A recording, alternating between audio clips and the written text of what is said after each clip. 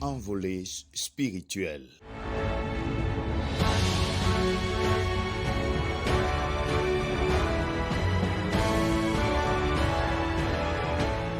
Shalom et bienvenue dans ce média Kindenges Ministries. Nous bénissons le Seigneur qui nous donne la grâce d'être comptés parmi les vivants. S'il y a quelque chose qui s'oppose à la foi, c'est bel et bien la peur.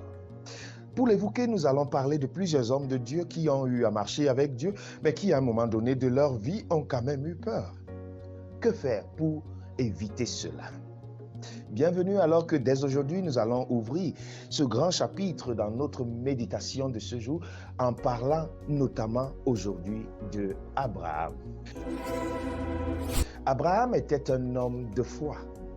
Oui, parce que Dieu l'appela de nulle part et lui demanda de le suivre là où il le conduirait. Abraham est un homme rempli de patience. Oui, parce que Dieu lui a promis, alors qu'il avait 75 ans, imaginez-vous, et que sa femme avait 10 ans de moins que lui, Dieu lui a promis d'être le père d'une grande nation. Il dut attendre la réalisation de cette promesse pendant 25 ans. Mais 25 ans après, Dieu réalisa sa promesse. Effectivement, Abraham était un homme de foi, mais aussi de patience. Mais Dieu alla un peu plus loin avec lui quand il lui demanda de sacrifier son seul et unique fils. Bien sûr, c'était difficile pour Abraham, mais parce qu'il était un homme obéissant et qu'il aimait Dieu, il décida de sacrifier son fils selon l'ordre de Dieu.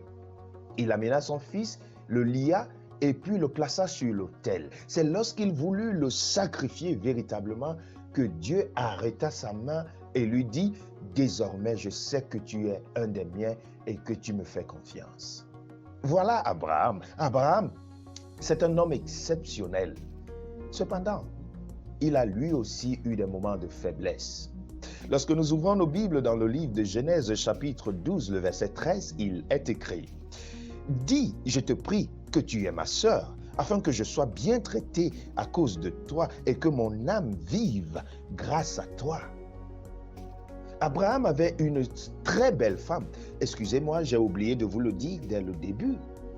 C'était une très belle femme. Et il avait peur qu'à cause de sa beauté, sa vie ne soit en danger alors qu'ils entraient dans cette ville. Alors il suggéra à sa femme de mentir. Lui, le père de la foi, lui, ce grand homme de foi, c'est quand même quelque chose, non? Mais il le fit. Finalement, Dieu arrangea la situation. Ce n'est pas parce que Abraham mentit ce jour-là que Dieu l'abandonna. La peur de mourir, la peur d'être pris pour cible, le poussa malgré lui à mentir, ce qui était un péché incontestablement. Mais Dieu le garda toujours près de lui. Je sais qu'il y a des menteurs professionnels, ceux-là qui mentent pour rien, ceux-là qui disent des mensonges de manière gratuite. Bien sûr, il y a également des menteurs occasionnels. Que ce soit de manière professionnelle ou occasionnelle, entendons-nous très bien, le mensonge est un péché. Mais ce que nous essayons de dire ce matin, c'est que lorsque vous avez menti pour sauver la face, pour sauver une situation, pour paraître ce que vous n'êtes pas, cela ne fait pas de vous le diable. Vous êtes et demeurez un enfant de Dieu. Revenez à lui et il vous reprendra.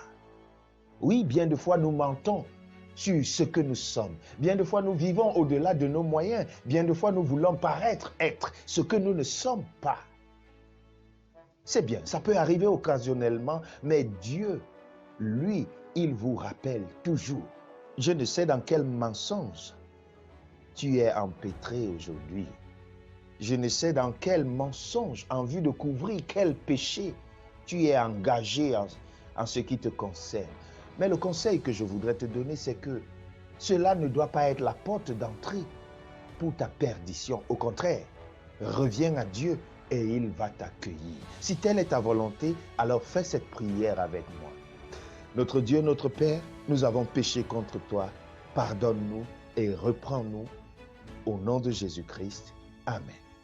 Que Dieu te bénisse alors que tu passeras de la peur à la foi, de la désobéissance à l'obéissance pour ton salut. Shalom.